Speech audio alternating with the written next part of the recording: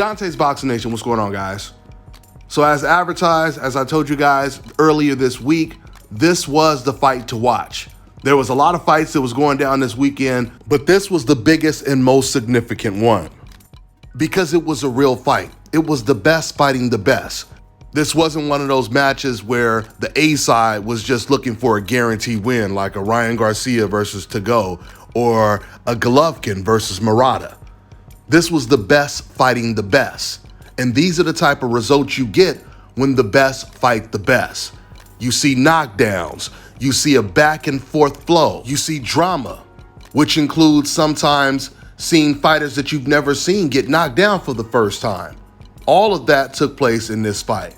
So with that being said, Sebastion Fundora, he stops Erickson Lubin in the 9th round.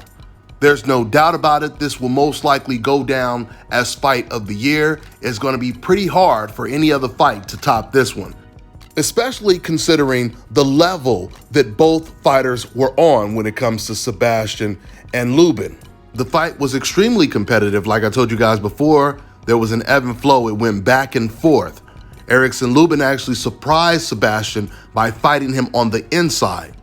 But Fundora, he took advantage of that by landing a countless amount of uppercuts that really rearranged Lubin's face. However, Lubin, he was holding his own on the inside. Matter of fact, at the time the fight was stopped, Lubin was actually ahead on the scorecards. Now, around the 2nd round, this is when Lubin, he was starting to get into his rhythm. He was starting to get a little bit of momentum fighting on the inside, and he ended up getting caught with a right uppercut by Fundora that sent him to the canvas. From this point on, Fundora, he was just out punching Lubin. Even though Lubin was still landing clean shots, it was the volume of Fundora that really gave Lubin problems. And for whatever reason, Lubin, he decided to stay on the inside, going against his trainer's advice, which was to, use angles. If you are going to go on the inside, he said, get off first and go ahead and slip to the right. So then you fast forward to around the 7th round, just when it looked like Fundora was starting to completely take over the fight. That's when out of nowhere, Lubin, he exploded, landing a hard left hand that hurt Fundora really bad and sent Fundora to the canvas. Fundora, he remained hurt for the rest of that round, but fortunately for him, it was only 20 or 15 seconds left after he got knocked down in that round. By the next round, it looked like Fundora had completely recovered and Lubin started to slow down. Once again, his face was such a mess. I don't know if he had a broken nose, but he had a hematoma in the center of his face, and you could just tell if he didn't get Fundora out of there soon, it would be only a matter of time before either his corner, the doctor, or the referee would stop the fight. And that's exactly what happened. After Lubin knocked down Sebastion the following round, he didn't get Sebastion out of there, and then Lubin's corner, they stopped the fight. This is a huge win for Fundora. This puts him in position to fight for undisputed. He is now going to be the #1 mandatory for Jermell Charlo or Castaño, whoever wins that fight in May. But Fundora, he believes Jermell Charlo is going to win the fight. But assuming that Jermell does win that fight, I think he prefers to fight Fundora as opposed to fighting Lubin because he's already knocked Lubin out in the 1st round. Before this fight, Jermell, he showed almost zero interest in fighting Lubin in a rematch. I think that this is the fight he's really going to clamor for because there's no doubt about it. Fundora, he made a huge name stopping Erickson Lubin.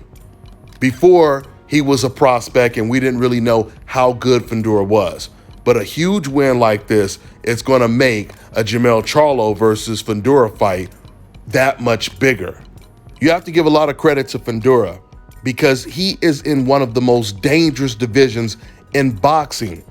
And you could see that Fundora is more of a throwback type of Mexican fighter. When I say throwback, I'm talking about fighters like Oscar De La Hoya, Chavez Sr., Fernando Vargas.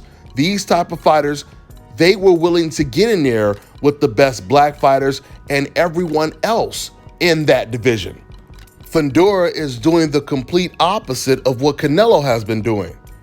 Instead of avoiding the Charlos, which Canelo, he avoided both, not just Jamal, he also avoided Jermell. For those of you guys who don't know, there was a time when Jamel and Jamal were both champions at 154, and they were both calling out Canelo Alvarez. In fact, Jamel, he used to be signed to Golden Boy, and Golden Boy promised Jamel they would give him the Canelo fight. But Canelo turned down the fight. Instead, he decided to fight James Kirkland. So my point is, instead of avoiding Jamel Charlo, you have Fundora who's going after Jamel Charlo, because Fundora truly wants to be the best. And he knows for you to be the best, you have to go after the best. So with that being said, I'm gonna wrap this video up. That's all I got for now, guys. I'm on to the next one.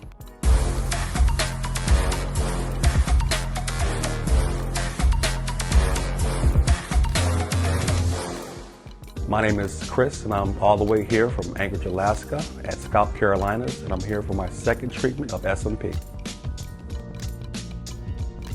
Well, I was sitting at home one day and going over my Facebook page, and they have different, like advertisements popping up, and I saw one for SMP. And I saw some pictures of some guys, of before and after, and I was looking at that, and it caught my attention. So I Googled it. SMP, nothing showed up in my area. So, I did a little more research, and all of a sudden, Scalp Carolinas popped up in the web browser. So I started watching his videos and seeing all the reaction from all the other people. We talked on the phone, we made appointments and everything. I sent him pictures, and he looked at them, and I was like, can you fix this? And, he pretty much said, no problem. My first session, he made me feel extremely comfortable. It was almost like I was talking to family. He started, and during the whole treatment, we talked and, about our families and our life, and, and things that he does and things that I do. And before I know it, the first session was over. When you see someone doing something that they love, as much as I see Enoch Glover love what he does, it shows in his work. I wouldn't point anyone in any other direction but here to North Carolina, Scalp Carolinas, to get this done.